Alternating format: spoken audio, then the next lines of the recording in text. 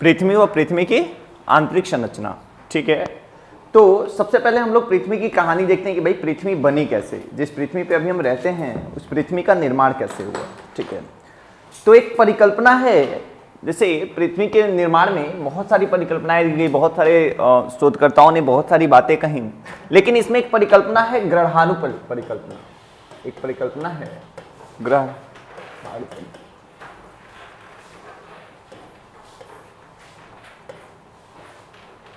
एक परिकल्पना है ग्रहाणु परिकल्पना।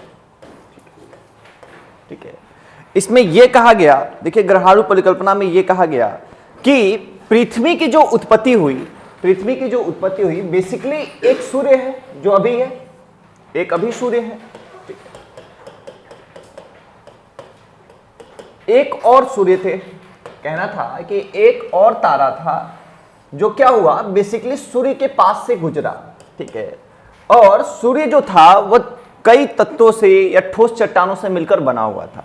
तो जब ये पास से होकर गुजरा तो ये जो सूर्य था इसमें से बहुत सारे भाग जो है इसके गति के वजह से अलग हो गए, मतलब इससे अलग हो गए,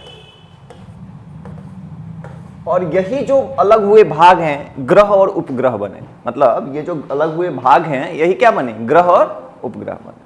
बात समझ में आ रही है? मतलब एक सूर्य था और एक और सूर्य था, जब ये दूसरा वाला सूर्य इनके पास से गुजरा तो इनमें से बहुत सारे पदार्थ जो है वो क्या हुए, अलग हो गए, और अलग होने के बाद यही क्या बने, ग्रह और उपग्रह।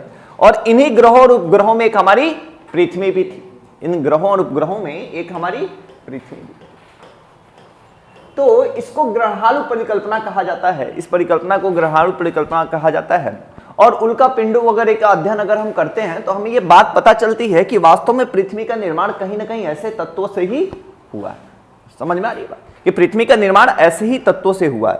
अगर हम आगे चलते हैं तो हम देखते हैं कि ग्रहाणु परिकल्पना और पृथ्वी के उद्भव में कैसे कैसे रोल हुआ है, क्या क्या चीजें हुई हैं बेसिकली। ठीक है, तो सबसे पहले पृथ्वी में क्या हुआ, हमने बताया कि मान के चलिए पृथ्वी जो उत्पत्ति हुई तो पृथ्वी प्रारंभ में कैसी थी, बहुत ज्यादा गर्म थी। पृथ्वी प्रारंभ में बहुत ज्यादा गर्म थी। अब देखिए क्या हुआ, इस पे स्थल मंडल कैसे बना, इस पे जल मंडल कैसे बना, स्थल मंडल कैसे बना, इस पे जल मंडल कैसे बना, और इस पे वायु मंडल कैसे बना, वायु मंडल कैसे बना। ये तीनों मंडल कैसे बने हैं पृथ्वी पे, इनको हमें समझने की जरूरत पड़ेगी। तब हम पृथ्वी की आंतरिक संरचना को समझने की कोशिश करेंगे कि फिर पृथ्वी की आंतरिक संरचना का निर्माण कैसे हुआ। ठीक है, तो सबसे पहले अगर हम स्थल मंडल की बात करें तो देखिए पृथ्वी क्या थी, प्रारंभ में गर्म थी। ठीक है, प्रारंभ में गर्म थी। अब एक चीज बताओ, जब इसका एक साथ कॉम्पैक्ट होगा, चूंकि क्या हुआ पहले बिखराव था, और जब कॉम्पैक्ट होगा ग्रेविटेशनल फोर्स की वजह से, गुरुत्वाकर्षण बल की वजह से, जब ये इसके तत्व आपस में कॉम्पैक्ट करना शुरू किए तो कॉम्पैक्ट जब करेंगे तो दाब बढ़ेगा और दाब के साथ ताप भी बढ़ जाएगा। इतनी बात समझ में आ रही है? जैसे जब छोटे छोटे एलिमेंट मिलके क्या करेंगे, एक साथ आएंगे, या छोटे छोटे से तत्व मिलके एक साथ कॉम्पैक्ट करेंगे तो कॉम्पैक्ट करने में दबाव बढ़ेगा, और दबाव बढ़ेगा मतलब जैसे ही दाब बढ़ेगा तो दाब बढ़ने से ताप बढ़ जाएगा, ताप बढ़ जाएगा। तो जब ताप बढ़ेगा तो जो पृथ्वी के तत्व होंगे पहले से ही गर्म अवस्था में, जब और गर्म अवस्था में जाएंगे तो वो पिघलेंगे, पिघलेंगे कि नहीं पिघलेंगे भाई, तापमान जब बढ़ेगा तो वो पिघलेंगे, और जब वो पिघलेंगे तो उसमें क्या होगा, जो हल्के तत्व होंगे वो ऊपर की तरफ चले आएंगे, और जो भारी तत्व है वो केंद्र की तरफ चले जाएंगे। चले जाएंगे कि नहीं? जो हल्के तत्व होंगे वो ऊपर की तरफ चले आएंगे, और जो भारी तत्व होंगे वो केंद्र की तरफ चले जाएंगे। तो अभी पृथ्वी की संरचना को हम समझेंगे तो ये हमारे काम आएगा कि कैसे पृथ्वी का निर्माण हुआ, तो कैसे हल्के तत्व जो है वो सतह की तरफ आ गए और कैसे भारी तत्व केंद्र की तरफ चले। ठीक है, तो इस तरह से क्या हुआ, बेसिकली पृथ्वी का निर्माण हुआ है। क्लियर है? स्थल मंडल का निर्माण हुआ है। अब हम समझते हैं कि स्थल मंडल के निर्माण के बाद जल मंडल और वायुमंडल का निर्माण कैसे हुआ। जैसे प्रारंभ में जब पृथ्वी थी तो एक बात बताएं, जैसे हाइड्रोजन और हीलियम से सूर्य बना हुआ है, उसी तरह पृथ्वी पे भी हाइड्रोजन और हीलियम की अधिकता रही होगी, लेकिन सौर जो सोलर विंड्स जो होते हैं उसकी वजह से इनकी मात्रा में कमी है। अभी वर्तमान में जिस तरह से हम नाइट्रोजन और ऑक्सीजन पृथ्वी पे जानते हैं, इतनी मात्रा में ऑक्सीजन नहीं था। ठीक है, इतनी मात्रा में पृथ्वी पर ऑक्सीजन नहीं था।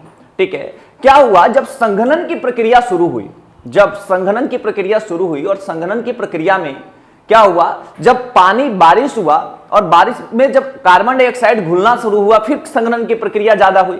जैसे पानी में क्या होगा, जब कार्बन डाइऑक्साइड घुलना शुरू होगा, ठीक है, और फिर दोबारा संघनन की प्रक्रिया और तेजी से शुरू होगी, ठीक है, तो फिर क्या होगा, अधिकतम वर्षा होगी और इस पृथ्वी पर जो गर्त वगैरह होंगे उस गर्त में पानी वगैरह जमा हो जाएंगे, जहां जहां गर्त होंगे वो पानी जमा हो जाएंगे, तो समुद्र का निर्माण शुरू होगा, जो आपका जलमंडल है जलमंडल बनेगा। और इसी प्रक्रिया में क्या होगा कि जब ये संघनन की प्रक्रिया लगातार चल रही होगी, सोलर विंड्स की वजह से हाइड्रोजन और हीलियम गैसों की अधिकता में कमी आएगी और लगातार संघनन की प्रक्रिया जलवाष्प बनने की प्रक्रिया जब शुरू होगी, तो इसी में ऑक्सीजन की मात्रा में बढ़ोतरी होगी और इसी क्रम में पृथ्वी पर क्या होता है, जीवन का विकास होता है, ठीक है। आज से लगभग 400 करोड़ वर्ष पहले पृथ्वी पर जीवन जो है वो संभव हुआ था। पृथ्वी पर सबसे पहले जीवन जो है वो मॉलिक्यूल्स के फॉर्म में आया, सबसे पहले किसमें, मॉलिक्यूल्स के फॉर्म में आया, उसके बाद मॉलिक्यूल्स के बाद एक कोशिकीय जीव के फॉर्म में आया, ठीक है, और ये एक कोशिकीय जीव लगभग 380 करोड़ वर्ष पूर्व जो है वो एक कोशिकीय जीव के फॉर्म में आया। फिर धीरे धीरे मनुष्य बनने तक की यात्रा जो है वो तय की गई, ठीक है। इसमें एक महत्वपूर्ण थ्योरी है डार्विन की थ्योरी, ठीक है, जो आप लोग को आगे पढ़नी है, डार्विन का सिद्धांत कि कैसे पृथ्वी पर जीवन की उत्पत्ति जो है वो बेसिकली हुई थी। उसमें डार्विन का सिद्धांत बहुत महत्वपूर्ण है। उन्होंने समझाया कि कैसे पृथ्वी पर जीवन की उत्पत्ति की प्रक्रिया जो है वो ग्रेजुअली हुई, एक एक स्टेप करके हुई है।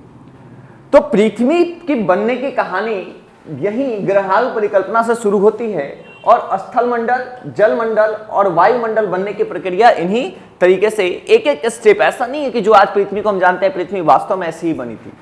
ये पृथ्वी का ठंडा हुआ रूप है। भाई अधिकतम वर्षा के साथ ऊपरी भाग तो ठंडा हो गया, ज्यादा वर्षा हुई तो पृथ्वी का ऊपरी भाग तो ठंडा हो गया, लेकिन आंतरिक भाग तक तो वो बारिश नहीं पहुंचा ना। तो अभी भी पृथ्वी का आंतरिक भाग क्या है, गर्म अवस्था में। आज भी हम पृथ्वी के आंतरिक भाग को अगर देखते हैं तो वो गर्म अवस्था में, लेकिन ऊपरी भाग लगातार वर्षा की वजह से, और वर्षा क्यों हो रही थी, क्योंकि लगातार जो है आपको पता है संघनन और वाष्पोत्सर्जन जब ज्यादा होगा, वेपराइजेशन जब ज्यादा होगा तो वर्षा होगी, ठीक है। और आपको पता है कि पानी में कार्बन डाइऑक्साइड घुलनशील होता है। भाई पानी में कार्बन डाइऑक्साइड घुल जाता है, तो पृथ्वी पे कार्बन डाइऑक्साइड की मात्रा अगर अधिकतम होगी और जब वो जल के साथ घुल जाएगा तो यहीं से ऑक्सीजन निकलने की प्रक्रिया शुरू होंगी कि नहीं होंगी। अब अगर इतनी केमिस्ट्री आप लोग नहीं पढ़े हैं तो केमिस्ट्री तो नहीं पढ़ाएंगे, लेकिन बस ये समझिए कि जल में कार्बन डाइऑक्साइड क्या होता है, घुल जाता है, ठीक है। और इसी प्रक्रिया में क्या हुआ, ऑक्सीजन बनने की जो है वो शुरू हुई, नाइट्रोजन और ऑक्सीजन बनने की। मतलब शुरू में पृथ्वी पर हाइड्रोजन, अगर ये सूर्य से बना है, तारे से बना है, तो इसमें जाहिर सी बात है हाइड्रोजन और हीलियम गैस की अधिकता रही होगी, ठीक है। पृथ्वी पर भी हाइड्रोजन और लेकिन ये हाइड्रोजन और helium gas basically solar winds की वजह से पृथ्वी से गायब हो गए। क्लियर है, इतनी बात समझ में आई। अब हम लोग पृथ्वी पे चलते हैं कि पृथ्वी की आंतरिक संरचना कैसी है और पृथ्वी कैसा है। पृथ्वी की आंतरिक संरचना, हेडिंग डाल लीजिए, पृथ्वी की आंतरिक संरचना।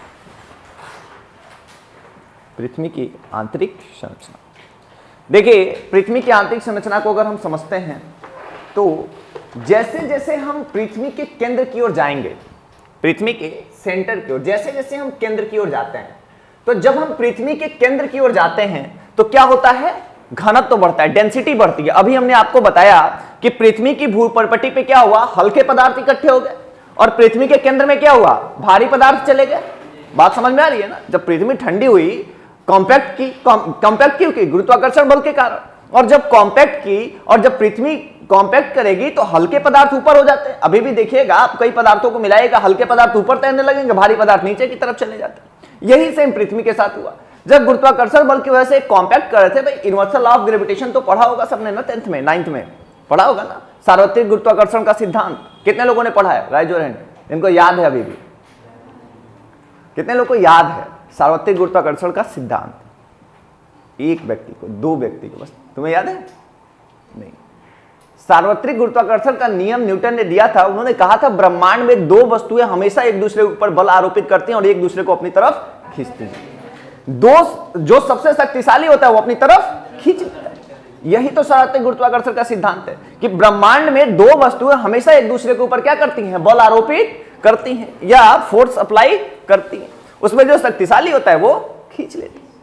तो जब ग्रेविटेशनल कॉम्पैक्ट होगा तो उसमें सारी वस्तुएं एक दूसरे के साथ आकर्षित होंगी। भाई कोई बड़े आकार का होगा, कोई छोटे आकार का होगा। तो जो बड़े आकार की वस्तु होगी छोटे आकार की वस्तु को अपनी तरफ क्या करेगी, अट्रैक्ट करेगी। ठीक है, अब इसी में क्या होगा कि हल्की जो वस्तुएं होंगी वो ऊपर की तरफ हो जाएंगी और भारी वस्तुएं जो है नीचे की तरफ हो जाएंगी। अब जब भारी वस्तुएं नीचे की तरफ होंगी, हल्की वस्तुएं ऊपर की तरफ होंगी, तो भारी वस्तुओं की डेंसिटी ज्यादा हो जाएगी कि नहीं हो जाएगी, और हल्की वस्तुओं की डेंसिटी कम हो जाएगी कि नहीं हो जाएगी। डेंसिटी का मतलब घनत्व। घनत्व तो हल्की वस्तुओं का कम होता है और भारी वस्तुओं का ज्यादा होता है। और भारी वस्तुएं कहां चली गई, केंद्र में। भारी वस्तुएं कहां चली गई, केंद्र में। तो अगर हम केंद्र की तरफ जाएंगे तो घनत्व बढ़ेगा कि नहीं बढ़ेगा, बढ़ेगा। बात समझ में आ रही है कि अगर हम पृथ्वी के केंद्र की तरफ जाते हैं तो घनत्व में बढ़ोतरी होती है। अब एक बात बताइए, घनत्व बढ़ेगा, जैसे तुम्हारे ऊपर एक रुई रख दिया जाए, ठीक है, 5 किलो का रुई रख दिया जाए, नहीं पता नहीं चलेगा ना, आराम से मस्त सोओगे। 5 किलो का एक हैवी वेटेड पत्थर आपके ऊपर रख दिया जाए, फिर क्या होगा, दिक्कत होगी। इसका मतलब घनत्व ज्यादा होता है तो दबाव ज्यादा बनाएगा। डेंसिटी अगर ज्यादा होगी तो दबाव ज्यादा बनाएगा। बनाएगा कि नहीं बनाएगा, ठीक है। अब जैसे इस बात को अगर आप समझना हो तो ये पेन उठाइए, ठीक है, यहां पे दबाने की कोशिश करिए, कम इफेक्ट होगा, यहां पे दबा दीजिए, अभी आपको पता चलेगा कि फोर्स कैसे अप्लाइड होता है, ठीक है। तो यहां पे क्या हुआ कि केंद्र की ओर जाने पर घनत्व बढ़ता गया, मतलब जैसे ही केंद्र की तरफ हम गए तो घनत्व में क्या हुआ, बढ़ोतरी। लेकिन जब घनत्व बढ़ेगा तो घनत्व के साथ दबाव भी तो बढ़ेगा, प्रेशर भी तो बढ़ेगा ना भाई। जैसे ही डेंसिटी बढ़ेगी, घनत्व बढ़ेगा, तो घनत्व दबाव को भी तो क्रिएट करेगा। घनत्व बढ़ने से दबाव भी तो बढ़ता है कि नहीं बढ़ता है, ठीक है। जैसे आपके ऊपर हमने बोला ना कि अगर 5 किलो का सामान रख दिया जाए और रुई हो, और अब 5 किलो का पत्थर रख दिया जाए, तो दोनों में अंतर आएगा कि नहीं आएगा, ठीक है। एक हल्का पदार्थ है और एक भारी पदार्थ है, ठीक है। तो भारी पदार्थ का घनत्व ज्यादा होता है। 5 किलो रुई और 5 किलो अगर स्टोन लिया जाए, पत्थर लिया जाए, तो किसका घनत्व ज्यादा होगा, पत्थर का घनत्व ज्यादा होगा कि नहीं होगा। तो जब घनत्व ज्यादा होगा तो दबाव ज्यादा क्रिएट करेगा कि नहीं करेगा, प्रेशर ज्यादा बनाएगा कि नहीं बनाएगा। मतलब पृथ्वी के केंद्र की तरफ हम जाते हैं तो घनत्व बढ़ता है, और घनत्व के बढ़ने से दबाव भी बढ़ता है, और जब दबाव बढ़ेगा तो तापमान भी बढ़ जाएगा। इसको कैसे समझेंगे, अगर दबाव बढ़े तो तापमान भी बढ़ जाएगा, बढ़ेगा कि नहीं बढ़ेगा। जैसे आप एक बात बताएं, आपको एक हल्की चादर उड़ा दी जाए, ठीक है, एक हल्की चादर उड़ा दी जाए जो रुई की बनी हुई हो, और उतनी ही पतली थिकनेस उतनी ही हो, एक लोहे की चादर उड़ा दी जाए, गर्मी किसमें ज्यादा होगी, होगी कि नहीं होगी, होगी ना। या दबाव आप किसमें ज्यादा महसूस करेंगे, लोहे की सीट से, ठीक है। तो घनत्व बढ़ेगा, घनत्व बढ़ने से दबाव बढ़ेगा, और दबाव बढ़ने से तापमान में बढ़ोतरी होगी। तो पृथ्वी के केंद्र की तरफ हम जाते हैं तो घनत्व बढ़ता है, दबाव बढ़ता है और तापमान बढ़ता है। और तापमान के बढ़ने की दर जो है वो लगातार, मतलब लगातार दर से तापमान बढ़ता है। ऐसा नहीं है कि तापमान बढ़ेगा कम होगा, बढ़ेगा कम होगा। आप केंद्र की तरफ जाते हैं तो तापमान के बढ़ने की दर जो है वो एक समान नहीं है। ऐसा नहीं कि एक समान दर से बढ़ेगा, ऐसा थोड़ी है कि एक समान दर से तापमान बढ़ेगा। जैसे क्या होता है कि हर 32 मीटर पे 1 डिग्री तापमान में बढ़ोतरी होती है। एवरेज हर 32 मीटर पे अगर आप जाते हैं तो पृथ्वी के तापमान में 1 डिग्री सेंटीग्रेड की बढ़ोतरी होती है। अब अगर हम पृथ्वी की त्रिज्या समझें तो पृथ्वी की त्रिज्या है 6371। कितना है, 6371। अब हर 32 मीटर की गहराई पर जाने पर 1 डिग्री तापमान में बढ़ोतरी हो जाती है। तो सोचिए, निकालिए तुरंत कि पृथ्वी के केंद्र का तापमान कितना होगा। फास्ट कैलकुलेट करिए, सीसेट वाले चेक कर लीजिए सीसेट कितना अच्छा है। पृथ्वी के केंद्र का तापमान कितना होगा, हर 32 मीटर पे 1 डिग्री तापमान बढ़ रहा है। विदाउट फोन कैलकुलेट करने की कोशिश करिए कि सीसेट चेक हो जाए ना आपका। हर 32 मीटर पे 1 डिग्री तापमान बढ़ रहा है, तो 6371 किलोमीटर पे कितने डिग्री तापमान बढ़ेगा। अरे सबसे पहले आप 6371 किलोमीटर को आप मीटर में परिवर्तित करिए, ठीक है, मीटर में परिवर्तित करिए, और फिर उसमें 32 से डिवाइड कर दीजिए। इतना आसान सीसेट का क्वेश्चन नहीं होगा, तो सीसेट दूर की यात्रा है आपके लिए। अरे सिंपल है, 6371 और 1 किलोमीटर में कितना मीटर, तो 6371 गुणे 1000 डिवाइडेड बाई 32।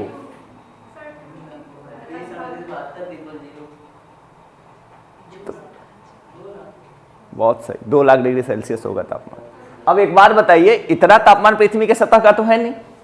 ऐसा थोड़ा कि पृथ्वी के केंद्र का तापमान 2 लाख डिग्री सेल्सियस है, या जो भी आपकी वैल्यू आ रही है उतनी डिग्री सेल्सियस पृथ्वी का तापमान है, केंद्र का तापमान इतना तो नहीं है ना।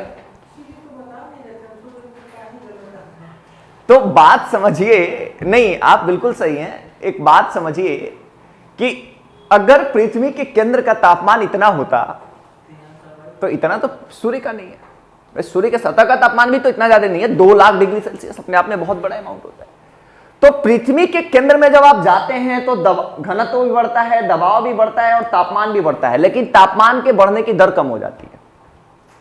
सेम दर से तापमान नहीं बढ़ता, क्योंकि पृथ्वी के केंद्र में जब हम जाते हैं तो रेडियो एक्टिव पदार्थों की मात्रा में कमी आ जाती है, और तापमान बढ़ने का सबसे बड़ा कारण रेडियो एक्टिव तत्व होते हैं।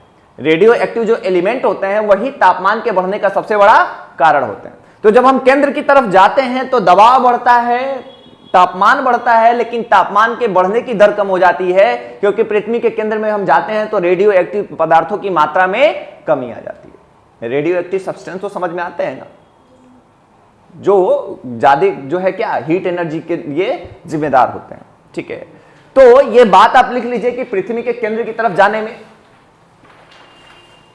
पृथ्वी के केंद्र की तरफ जाने में घनत्व तो बढ़ता है, घनत्व तो बढ़ता है,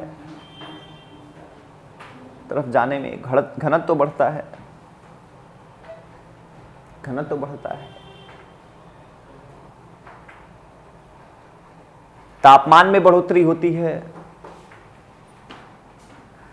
दबाव भी बढ़ता है तथा दबाव भी बढ़ता है, लेकिन तापमान के बढ़ने की दर एक समान नहीं होती है, लेकिन तापमान के बढ़ने की दर एक समान नहीं होती है। अच्छा, पृथ्वी का घनत्व कितना है? 5.5। जल का घनत्व कितना होता है? जल का घनत्व कितना होता है? 1 होता है। जल का घनत्व 1 होता है। ठीक है, आपको एक चीज पता है, सबसे पृथ्वी से कम जो है वो घनत्व सिर्फ किसका है? शनि का है। बाकी सभी ग्रहों का घनत्व पृथ्वी से ज्यादा है। सिर्फ शनि का घनत्व पृथ्वी के घनत्व से कम है, बाकी सभी ग्रहों का घनत्व जो है वो पृथ्वी के घनत्व से ज्यादा है। ये बात ध्यान रखिएगा। ठीक है, तो ये आपने लिख लिया कि दबाव भी बढ़ेगा, तापमान भी बढ़ेगा, लेकिन तापमान के बढ़ने की दर जो होती है वो क्या होती है? कम होती है, क्योंकि रेडियो एक्टिव पदार्थों की मात्रा में कमी आ जाती है। आगे लिख लीजिए, क्योंकि रेडियो एक्टिव पदार्थों की मात्रा में कमी आ जाती है। अब एक बात बताइए, घनत्व में वृद्धि क्यों हो रही है? घनत्व क्यों बढ़ रहा है? घनत्व बढ़ने के पीछे क्या क्या कारक जिम्मेदार है?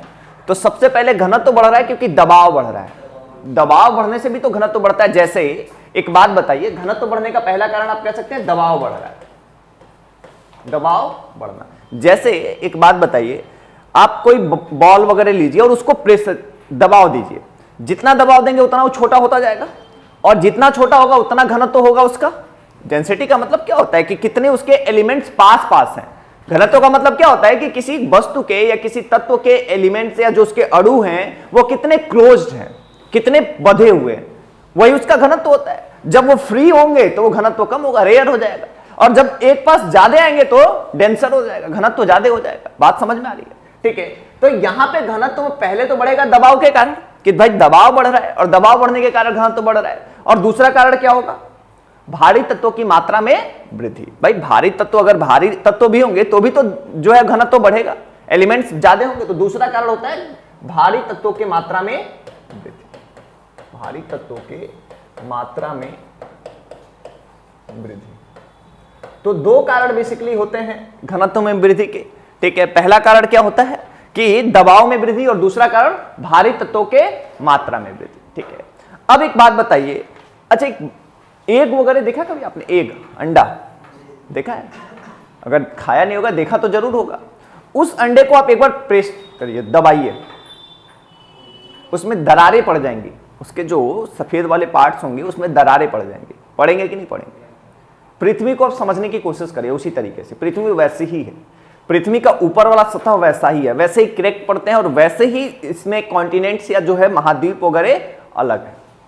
जो एग होता है ना, उसको जब आप प्रेशराइज करते हैं तो क्या होता है? क्रैक पड़ जाता है। तो जब दबाव पड़ेगा तो वो क्या होगा, क्रैक्ट होके पार्ट में। और इसी से महाद्वीप वगैरह, जो आप महाद्वीपों को जानते हैं, जितने कॉन्टिनेंट्स को आप पढ़ते हैं, बेसिकली कॉन्टिनेंट्स ऐसे ही बने कि पृथ्वी जब प्रेशराइज की तो क्रैक कर गई, ऊपर के पार्ट जो है, और उसके बाद वो क्रैक कर गई तो अंदर क्या है, पृथ्वी अभी भी पिघली हुई अवस्था में, और ऊपर वाला पार्ट जो है प्रेशर की वजह से क्रैक कर गया, और फिर वो क्या करने लगा, उसी पे फ्लोट करने लगा, तैरने लगा। भाई अंदर वाला भाग अभी भी द्रवित अवस्था में है, बाहर वाला भाग ठोस हो गया, लेकिन ठोस होने के बाद क्या हुआ, जब कॉम्पैक्ट हुआ तो ये क्रैक कर गया, और जब क्रैक किया तो ऊपर वाला पार्ट तैरने लगेगा कि नहीं तैरने लगेगा। तो आप जितने भी महाद्वीप हैं उन महाद्वीपों को समझिए कि वो महाद्वीप क्या है, उसी तरह से तो अभी भी फ्लोट कर रहे हैं, और अभी भी महाद्वीपों में लगातार गति जारी है, लगातार महाद्वीप जो है वो गतिमान अवस्था में, प्लेटें जो हैं अभी भी तो गतिमान अवस्था में, ठीक है। तो कैसे महाद्वीप बने, ठीक है। आगे हम देखेंगे कि एक बात बताइए, तापमान में क्यों वृद्धि होती है, तापमान क्यों बढ़ता है?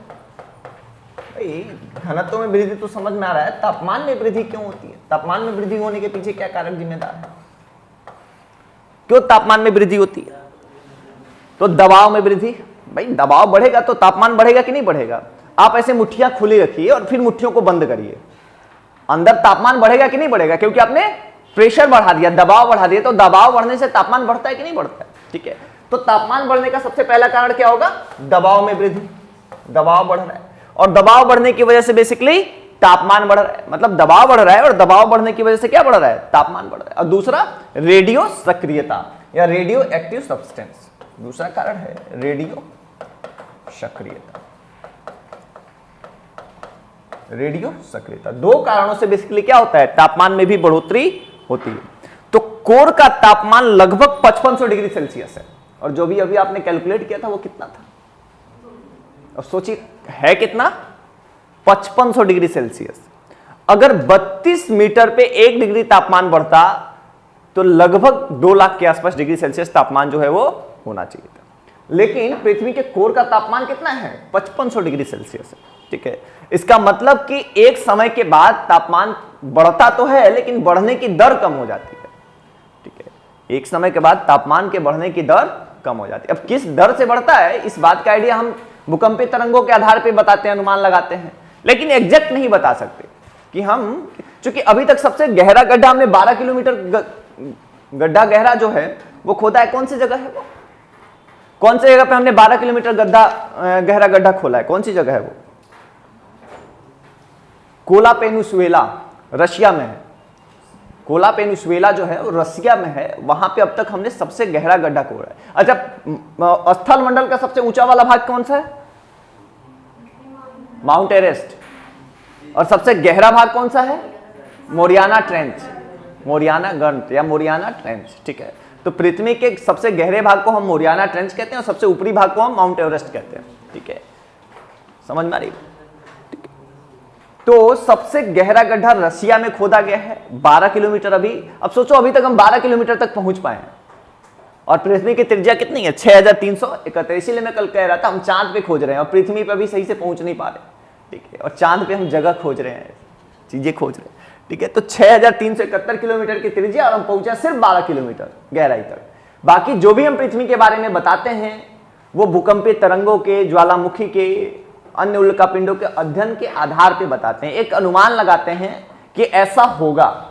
ठीक है, वो एग्जैक्ट हमें नहीं पता है, हमने देखा नहीं है प्रैक्टिकल तौर पे कि ऐसा ही है, लेकिन एक अनुमान है भूकंपीय तरंगों को लेकर, ज्वालामुखी उद्वेदन को लेकर, कि पृथ्वी ऐसी ही होगी। बात समझ में आ रही है? ठीक है, चलिए आगे बढ़ते हैं और अब हम पृथ्वी को समझने की कोशिश करते हैं। अब हम पृथ्वी को समझने की कोशिश करते हैं।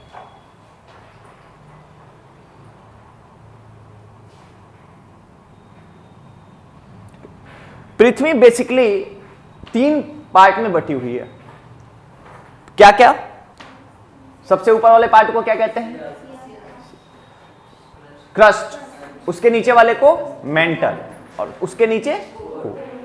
ठीक है, तो 3 पार्ट में बेसिकली हमारी पृथ्वी जो है वो डिवाइडेड की है।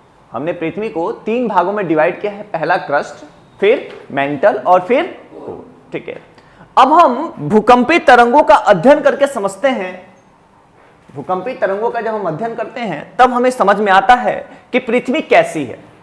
ठीक है, तो देखिए क्या होता है कि अगर हम दो तरंगे होती हैं, बेसिकली तरंगे तो तीन होती हैं, पी, एस और एल, लेकिन एल तरंगे बेसिकली ये धरातलीय तरंगे होती हैं, मतलब ये धरातल पे ही चलती हैं, पृथ्वी के आंतरिक भाग में नहीं जाती।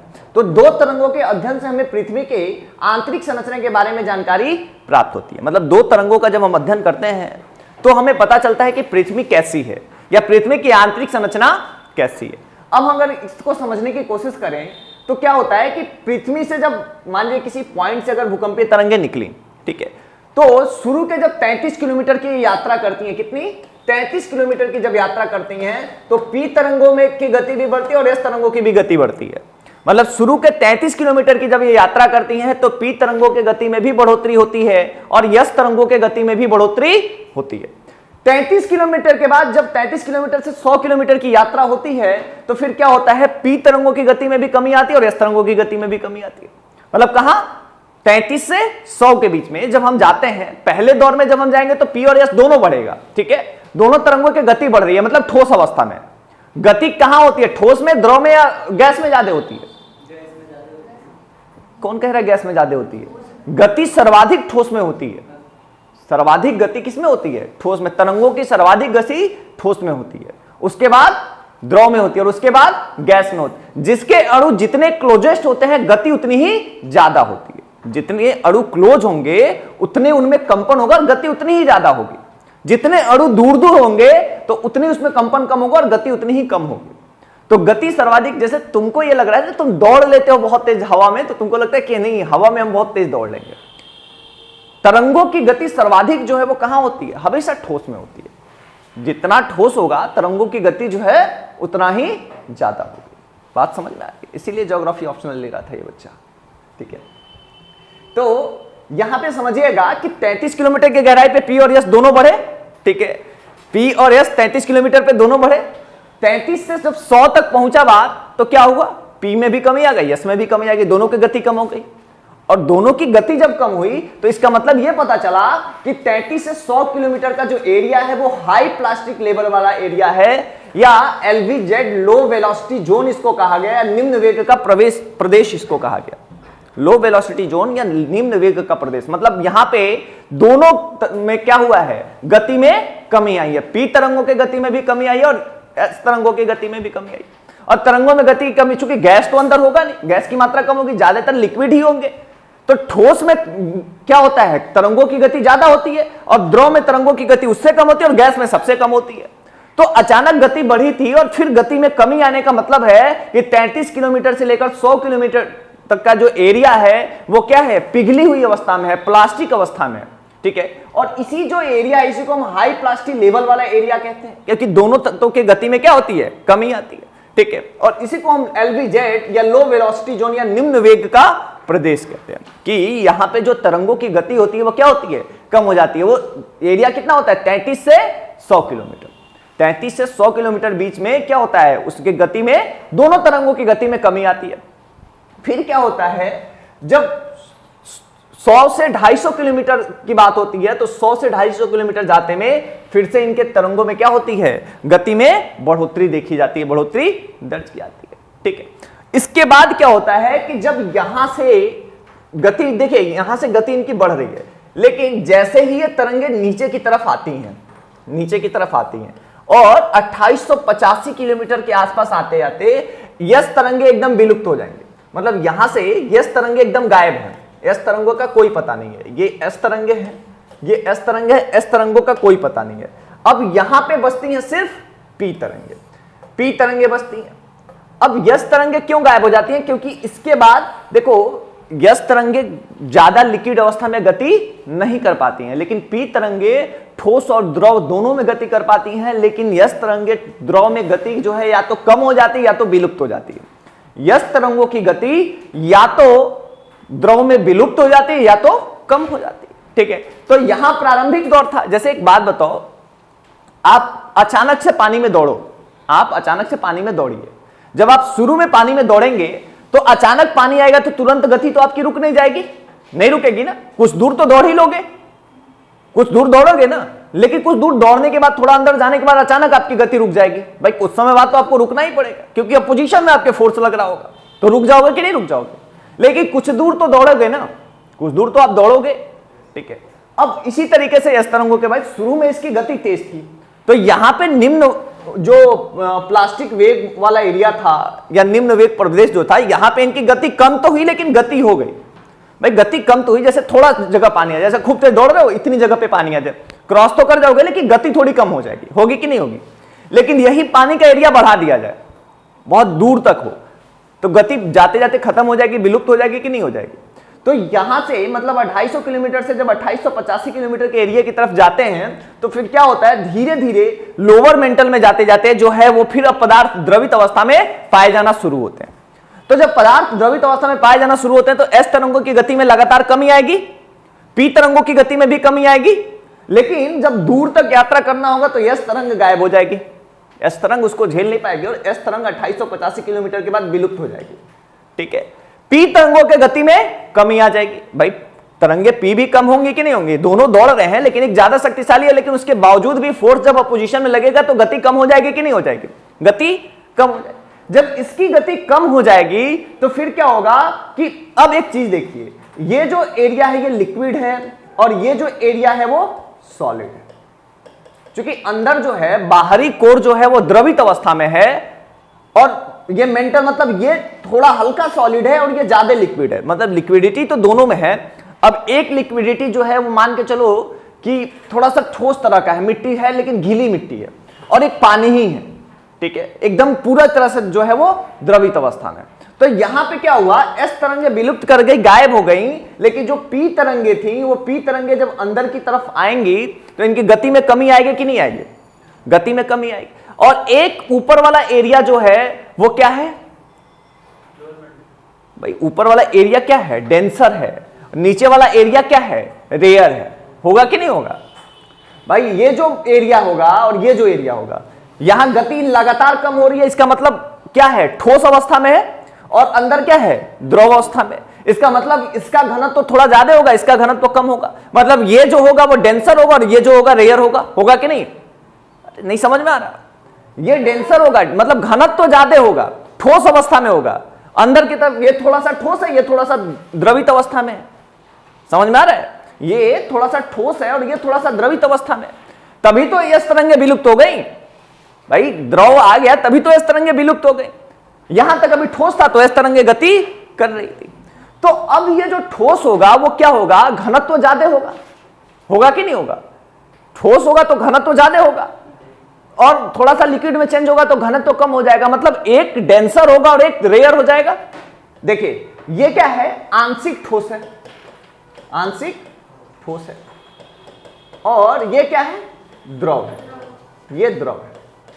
अब यहां से जब इस मीडियम में कोई प्रवेश करेगा, जब इस मीडियम से इस मीडियम में कोई, भाई ये बंटवारा हो रहा है ना, तो जब प्रवेश करेगा तो इस कंडीशन में क्या होगा,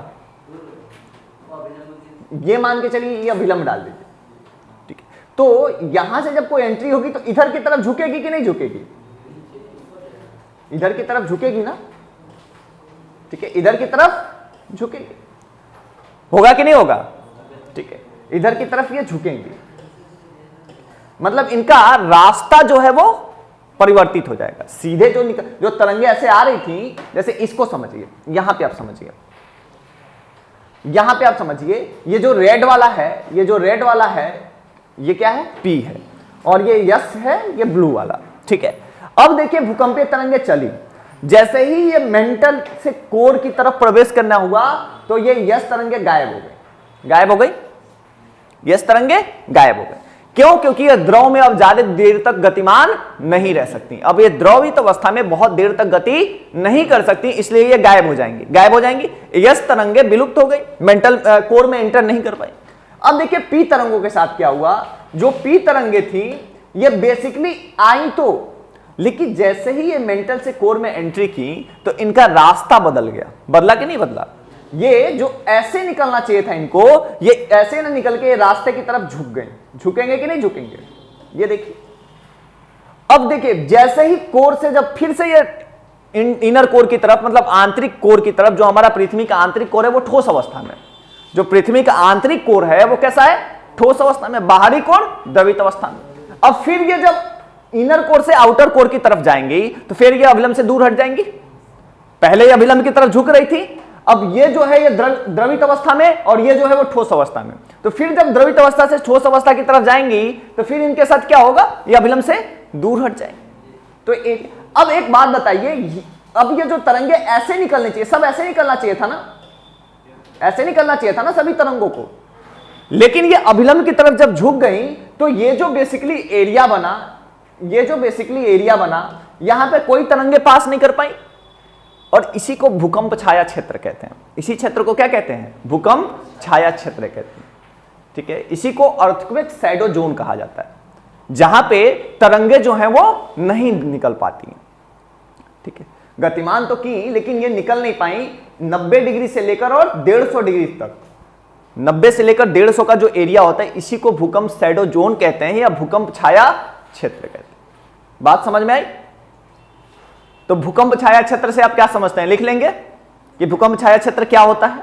ठीक है, अभी हम आपके 1-2 क्वेश्चन देंगे मेंस की प्रैक्टिस के लिए इन्हीं पे बेस्ड। ठीक है, तो यहां पे ये बात हमको पता चली। अब देखो क्या क्या पता चला, यहां और यहां दोनों से समझने की कोशिश करना। शुरू के जब आप 30-33 किलोमीटर तक गए तो गति बढ़ोतरी हो रही है, गति बढ़ रहा है, इसका मतलब कि ऊपर का भूपर्पटी ठोस अवस्था में, क्योंकि ठोस में तरंगों की गति सर्वाधिक होती है। 33 किलोमीटर से 100 किलोमीटर के एरिया में जब आप गए तो गति में कमी आ गई। गति में कमी आने का मतलब यह हुआ कि अब जो क्षेत्र मिल रहा है वो द्रवित अवस्था में, प्लास्टिक जोन में है, और इसको हम लो वेलोसिटी जोन भी कहते हैं, जहां पी तरंग और एस तरंग दोनों की गति में कमी आती है। फिर जब 100 से 250 किलोमीटर की यात्रा करते हैं तो क्या होता है, बढ़ोतरी देखी जाती है।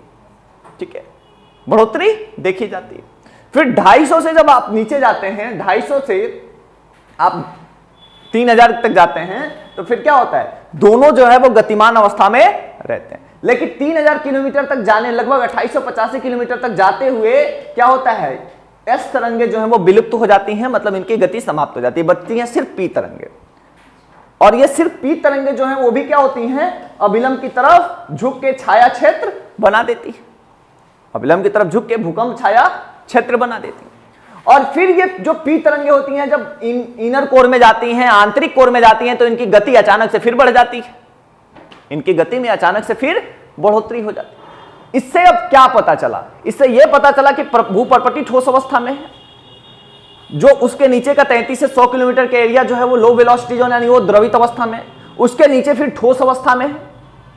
फिर मेंटल जो है, मेंटल धीरे धीरे द्रवित अवस्था में परिवर्तित होता है। मतलब जब इनर मेंटल की तरफ आप जाते हैं, आंतरिक मेंटल की तरफ जाते हैं, तो फिर क्या होता है, द्रवित अवस्था में मेंटल होना शुरू हो जाता है। मतलब ऊपरी वाला मेंटल ठोस अवस्था में और नीचे वाला मेंटल द्रवित अवस्था में।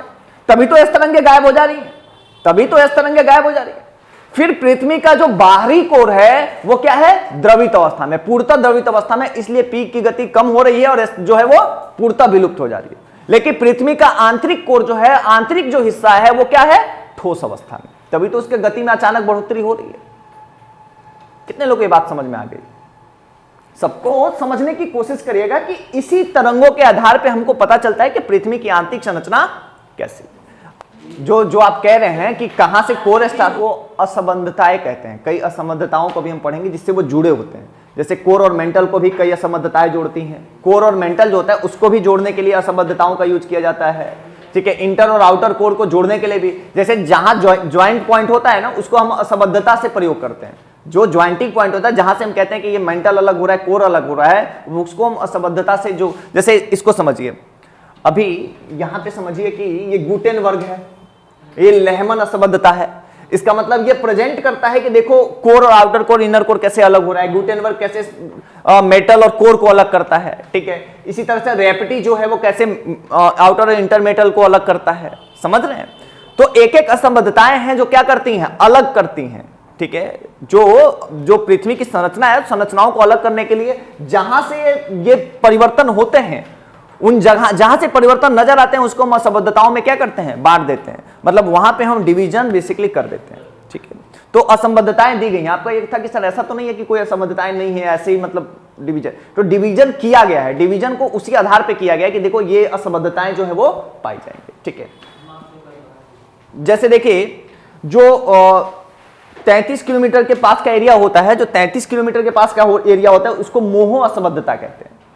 जो 33 किलोमीटर का एरिया होता है वहां पे लिख लीजिए, जो 33 किलोमीटर का एरिया है ये जो अलग करता है इसको मोहो असंबद्धता कहते हैं। क्या कहते हैं? मोहो असंबद्धता कहते हैं। ठीक है, उसके बाद 33 से 100 किलोमीटर का जो एरिया होता है, 100 किलोमीटर तक के एरिया को, ये जो 100 किलोमीटर का एरिया होता है इसको जो है हम बेसिकली रेपेटी कहते हैं। क्या कहते हैं? रेपेटी असंबद्धता कहते हैं। ठीक है, रेपेटी कहते हैं। ठीक है, यहीं पे गति कम होती है, रेपेटी के पास ही गति में क्या होती है? कमी आती है। तो इसी को हम रेपेटी असंबद्धता कहते हैं। ये जो एरिया देखिए ये रेपेटी दिखा रहा है, रेपेटी असंबद्धता कहते हैं। ठीक है, तो 33 से 100 किलोमीटर के नीचे वाले एरिया को हम क्या कहते हैं? रेपेटी असंबद्धता कहते हैं। ठीक है, उसके बाद 700 से 2900 किलोमीटर ये जो एरिया है, ये 700 से 2900 किलोमीटर का जो बीच का एरिया है, इनको जो अलग करता है उसको हम क्या कहते हैं? गुटेनबर्ग असंबद्धता। क्या कहते हैं? गुटेनबर्ग असंबद्धता कहते हैं। ठीक है, और जो इनर और आउटर कोर को अलग करता है, इनर कोर और आउटर कोर को अलग करता है उसको हम लेहमन असंबद्धता कहते हैं। क्या कहते हैं? लेहमन असंबद्धता कहते हैं। क्लियर है? तो असंबद्धताएं बनाई गई हैं जो क्या करती हैं? इनको अलग करती हैं। देख लीजिए, लिखिए, भूकंप विज्ञान के द्वारा भूगर्भ के भौतिक अवस्था तथा रासायनिक संगठन के बारे में, भूगर्भ के भौतिक अवस्था तथा रासायनिक संगठन के बारे में, रासायनिक संगठन के बारे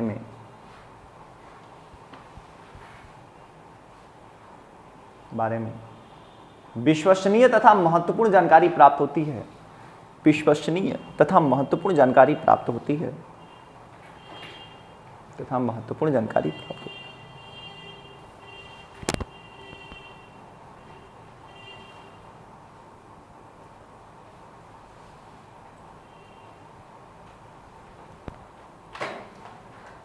प्राप्त होती है।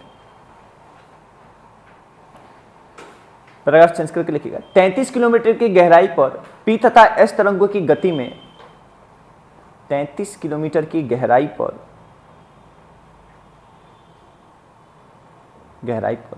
पी तथा यस तरंगों की गति में अचानक वृद्धि होती है। पी तथा यस तरंगों की गति में अचानक वृद्धि होती है। अचानक वृद्धि होती है।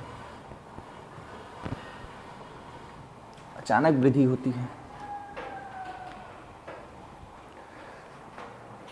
ठीक है, 100 किलोमीटर की गहराई पर पी तथा एस तरंगों की गति में अचानक कमी आ जाती है। 100 किलोमीटर की गहराई पर पी तथा एस तरंगों की गति में अचानक कमी आ जाती है। पी तथा एस तरंगों की गति में अचानक कमी आ जाती है। अचानक कमी आ जाती है।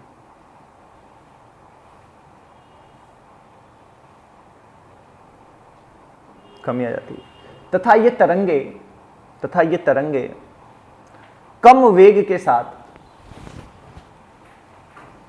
तथा ये तरंगे कम वेग के साथ, तरंगे कम वेग के साथ 250 किलोमीटर की गहराई तक संचरण करती हैं। 250 किलोमीटर की गहराई तक संचरण करती हैं। 250 किलोमीटर की गहराई तक संचरण करती हैं।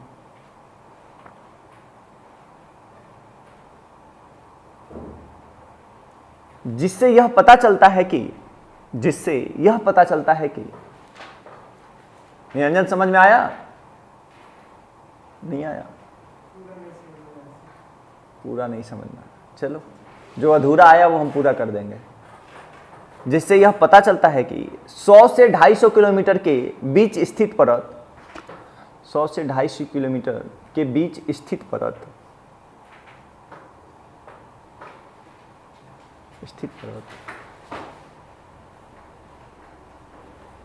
आंशिक रूप से पिघली अवस्था में या प्लास्टिक अवस्था में, आंशिक रूप से पिघली अवस्था में या प्लास्टिक अवस्था में,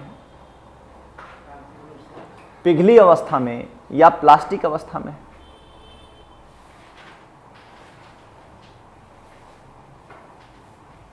या प्लास्टिक अवस्था में, इसे निम्न वेग का प्रदेश कहा जाता है। इसे निम्न वेग का प्रदेश कहा जाता है। इसे निम्न वेग का प्रदेश कहा जाता है। इसे निम्न वेग का प्रदेश कहा जाता है, अथवा दुर्बल मंडल भी कहते हैं, अथवा दुर्बल मंडल भी कहते हैं, अथवा दुर्बल मंडल भी कहते हैं,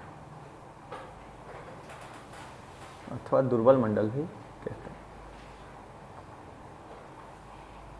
पैराग्राफ चेंज करके नेक्स्ट पैराग्राफ बनाइए। 2900 किलोमीटर की गहराई पर यस तरंगे अचानक से विलुप्त हो जाती हैं।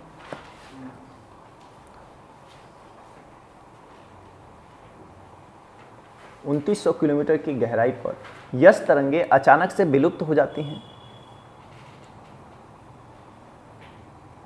विलुप्त हो जाती हैं,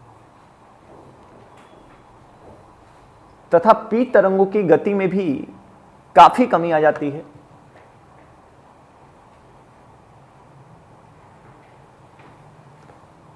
पी तरंगों की गति में भी काफी कमी आ जाती है। ठीक है। 5150 किलोमीटर की गहराई तक, 5150 किलोमीटर की गहराई तक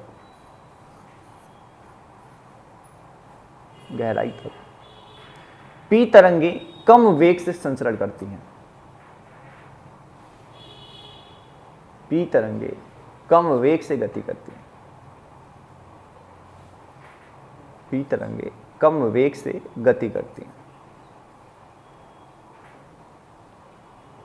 कम वेग से गति करती हैं। इससे यह प्रमाणित होता है कि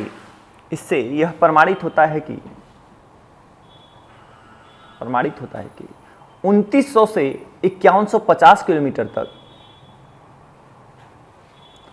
2900 से 5150 किलोमीटर तक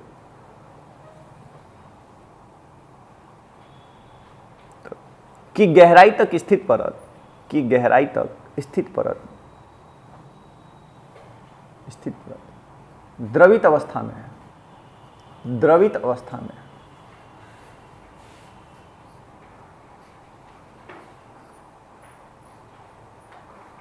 द्रवित अवस्था में। पैराग्राफ चेंज करके लिखेगा। 5150 के बाद पी वेग की गति, 5150 किलोमीटर के बाद पी वेग की गति, पी वेग की गति पृथ्वी के केंद्र तक बढ़ती है, पृथ्वी के केंद्र तक बढ़ती है,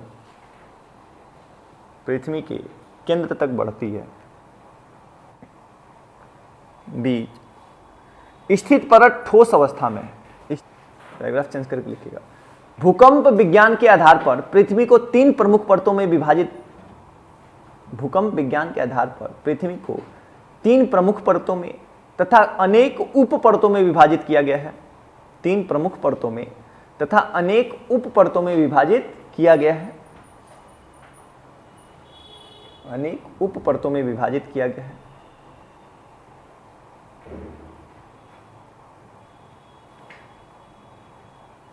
इन परतों के बीच असंबद्धताएं, इसको क्या कहते हैं, डिसकंटिन्यूटीज, असंबद्धताएं मौजूद हैं, असंबद्धताएं मौजूद हैं,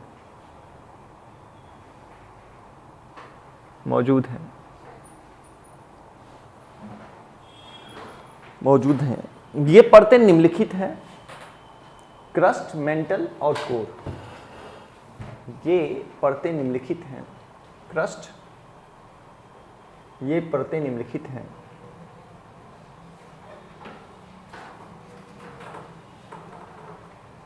ये परतें निम्नलिखित हैं, क्रस्ट,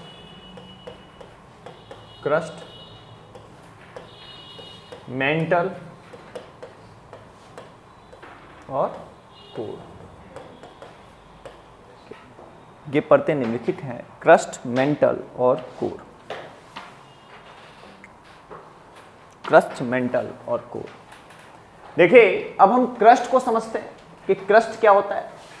तो जो क्रस्ट होता है, बेसिकली क्रस्ट का निर्माण होता है ग्रेनाइट चट्टानों से। कैसे निर्माण होता है? ग्रेनाइट चट्टानों से। क्रस्ट में सिलिका की मात्रा बहुत ज्यादा होती है। क्रस्ट में क्या होता है? सिलिका की मात्रा बहुत ज्यादा होती है और फिर इसमें एल्युमिनियम, दूसरा पाया जाने वाला तत्व तो क्या होता है? एल्युमिनियम होता है। और सिलिका की मात्रा ज्यादा होती है और दूसरा ज्यादा पाया जाने वाला तत्व एल्युमिनियम होता है, इसीलिए इसको सियाल कहते हैं। क्या कहते हैं? सियाल। क्योंकि सिलिका की मात्रा ज्यादा होती है और दूसरा पाया जाने वाला तत्व क्या है? एल्युमिनियम है। तो आपसे पूछता है कि सियाल की अधिकता किसमें होती है? तो किसमें होती है? क्रस्ट में होती है। ठीक है। और जो क्रस्ट का निर्माण होता है बेसिकली किससे होता है? ग्रेनाइट चट्टानों से। किससे होता है? ग्रेनाइट चट्टानों से होता है तथा इसमें सिलिका की मात्रा ज्यादा होती है और सिलिका ज्यादा होने की वजह से अम्लीयता ज्यादा होती है। सिलिका ज्यादा होने से अम्लीयता ज्यादा होती है। क्या कहते हैं? एसिडिक ज्यादा होता है। ठीक है। अम्लीयता को क्या कहते हैं? एसिडिक ही तो कहते हैं। एसिडिक ज्यादा होता है, अम्लीय ज्यादा होता है। ठीक है। तो सिलिका ज्यादा होती है और सिलिका ज्यादा होने से अम्लीयता ज्यादा होती है और इसीलिए इसको हम क्या कहते हैं? सियाल कहते हैं। ठीक है। इसीलिए हम इसको सियाल कहते हैं। इसकी सबसे ऊंची चोटी कौन सी है? Mount Everest. ठीक है। दूसरा हम देखते हैं ओशनिक जो होता है, जो जैसे क्रस्ट को अगर हम दो पार्ट में बांटें तो एक महासागरीय होगा, एक महाद्वीपीय होगा। दो होगा कि नहीं होगा? भाई पृथ्वी की भूपर्पटी को दो भागों में बांट दीजिए तो एक महासागर है, एक महाद्वीप है कि नहीं है? और एक समुद्र है, एक चट्टाने है, पृथ्वी है। तो अगर हम क्रस्ट को दो भागों में बांटे तो जो कॉन्टिनेंटल क्रस्ट होता है, जब मतलब कॉन्टिनेंटल क्रस्ट का मतलब जहां हम रहते हैं, जो सतह होते हैं, उसमें सबसे ज्यादा किसकी मात्रा होती है? ग्रेनाइट की। उसके बाद सिलिका की अधिकता होती है, इसको सियाल कहते हैं। इसी तरह अगर हम समुद्री के ओशनिक चट्टानों को देखते हैं, ओशनिक क्रस्ट को देखते हैं, तो इसमें बेसाल्ट की मात्रा ज्यादा होती है। मतलब समुद्र की जो बनी होती है चट्टानें, किससे बनी होती हैं? बेसाल्ट से बनी होती हैं और इसमें सिलिका की मात्रा क्या होती है? कम होती है। तो इसलिए क्षारीय होंगी। क्या होंगी? क्षारीय। अम्लीय होंगी क्योंकि सिलिका की मात्रा मतलब अम्लीयता और क्षारीयता को कौन प्रदर्शित कर रहा है? सिलिका। सिलिका ज्यादा होगा तो चट्टाने अम्लीय होंगी, सिलिका कम होगी तो चट्टाने क्षारीय होंगी। समझ में आया? क्षार को बेस कहते हैं। ठीक है। हाँ। उसके बाद उसमें सिलिका की मात्रा तो होती है, साथ में मैग्नीशियम की भी मात्रा होती है और इसीलिए इसको हम सीमा कहते हैं। क्या कहते हैं? सीमा कहते हैं। और महासागर की सबसे गहरी जो जगह है उसको क्या कहते हैं? मोरियाना ट्रेंच कहते हैं। क्लियर है? ठीक है। तो अब क्रस्ट के बारे में लिख लीजिए। भूपटल, क्रस्ट या भूपटल। क्रस्ट, इसको ब्रैकेट में लिख लीजिएगा, क्रस्ट या भूपटल।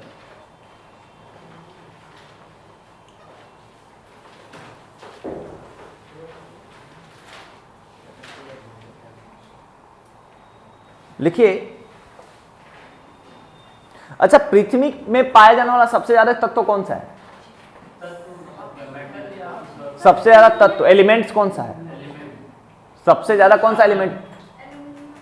एक मिनट, जिससे पूछेंगे वही बताएगा। पीछे बताओ, चार लोग। एलिमेंट सबसे ज्यादा पृथ्वी में सबसे ज्यादा कौन सा एलिमेंट पाया जाता है? आगे तीनों, चार नहीं बताओ भाई। पृथ्वी में सबसे ज्यादा कौन से तत्व पाए जाते हैं? कौन सा एलिमेंट पाया जाता है? ऑक्सीजन। पृथ्वी में पाया जाने वाला सर्वाधिक तत्व कौन सा है? ऑक्सीजन है। और पाए जाने वाला धातु कौन सा है? अगर आपसे पूछ दे कि कौन सा तत्व धातु के रूप में पाया जाता है तो लोहा है, आयरन है। ठीक है। तत्वों में, एलिमेंट्स में ऑक्सीजन है। पृथ्वी के सबसे ज्यादा ऑक्सीजन पाया जाता है। धातु पूछ दे तो वो लोहा। ठीक है। लिखिए क्रस्ट के बारे में, भूपटल के बारे में। इसकी औसत मोटाई लगभग 33 किलोमीटर है। इसकी औसत मोटाई लगभग 33 किलोमीटर है। लगभग 33 किलोमीटर है।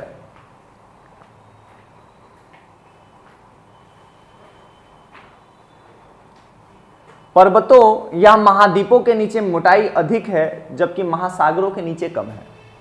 पर्वतों या महाद्वीपों के नीचे मोटाई अधिक है। भाई होगा कि नहीं होगा? महाद्वीप अगर मान जाओ पहाड़ है तो मोटाई, थिकनेस कम होगी ना। हाँ, तो हाँ, सी लेवल से भी अगर ऊंचाई की तरफ आप जाएंगे तो मोटाई ज्यादा होगी ना, और वहां से नीचे की तरफ जाएंगे तो कम होगी। ठीक है। तो पर्वतों के नीचे या महाद्वीपों के नीचे मोटाई अधिक जबकि महासागरों के नीचे मोटाई कम है। जबकि महासागरों के नीचे मोटाई कम।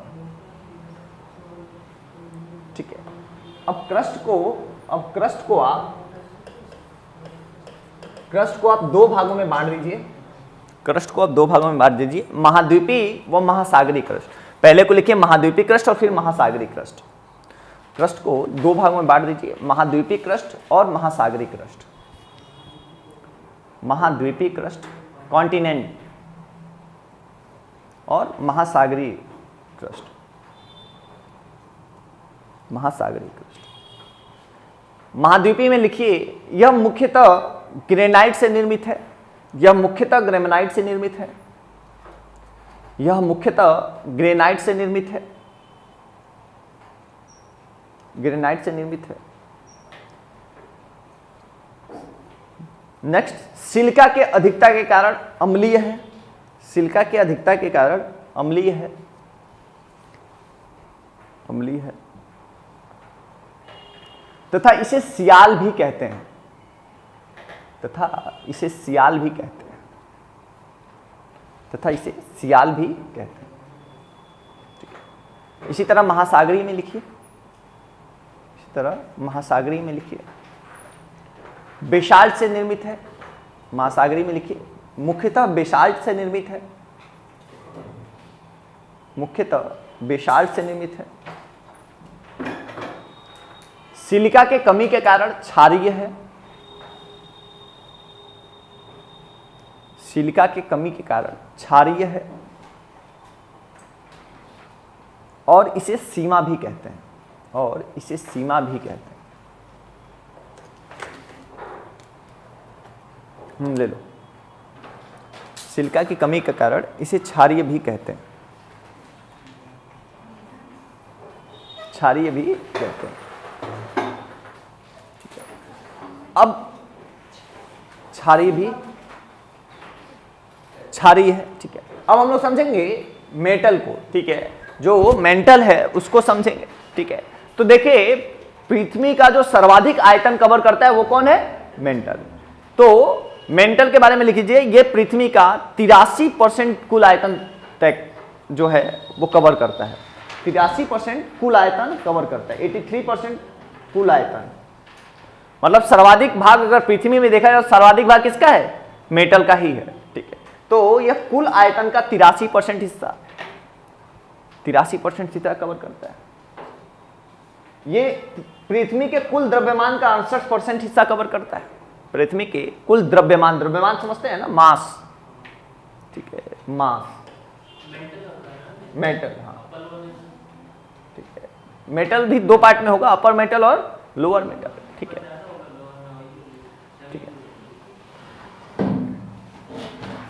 लिखिए, फिर आगे लिखिए। लिखिए, मेटल में सिलिकॉन, मैग्नीशियम, लोहा। मेटल में सिलिकॉन, मैग्नीशियम, लोहा, सिलिकॉन, मैग्नीशियम, लोहा इत्यादि पाए जाते हैं। इत्यादि पाए जाते हैं। इत्यादि पाए जाते हैं। यह अत्यंत क्षारीय है, मतलब मेटल जो है वो कैसा है? अम्लीय नहीं है, कैसा है? क्षारीय है, और अत्यधिक क्षारीय है, मतलब क्षारीयता बहुत ज्यादा है। इसका मतलब सिलिका की मात्रा बहुत कम होगी। बात समझ में आ रही है? यह अत्यंत क्षारीय है। इसको दो भागों में बांटते हैं, ऊपरी मेटल। इसको दो भागों में बांटते हैं, अपर मेटल और लोअर मेटल, यानी ऊपरी मेटल और निचली मेटल।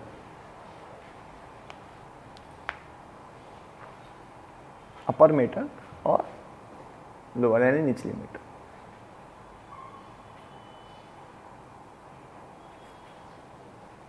ठीक है, अगला हेडिंग डालिए क्रोड। अगला हेडिंग डालिए क्रोड। क्रोड या कोर। कोर। अब कोर को आप दो पार्ट में डिवाइड कर दीजिए। कोर को आप दो पार्ट में डिवाइड कर दीजिए। लिखिए, यह सर्वाधिक आंतरिक परत है। कोर को दो पार्ट में डिवाइड कर दीजिए, बाहरी कोर और आंतरिक कोर। ठीक है, ये लिखिए, यह सर्वाधिक आंतरिक परत है। यह सर्वाधिक आंतरिक परत है। आंतरिक परत है। इसमें निकिल तथा फेरस की अधिकता है। इसमें निकिल तथा फेरस की अधिकता है, निकिल तथा फेरस की अधिकता है। इसे नीफे कहा जाता है, इसे नीफे कहा जाता है, इसे नीफे कहा जाता है। इसमें 10% निकिल है और 90% फेरस है, 10% निकिल है और 90% फेरस है।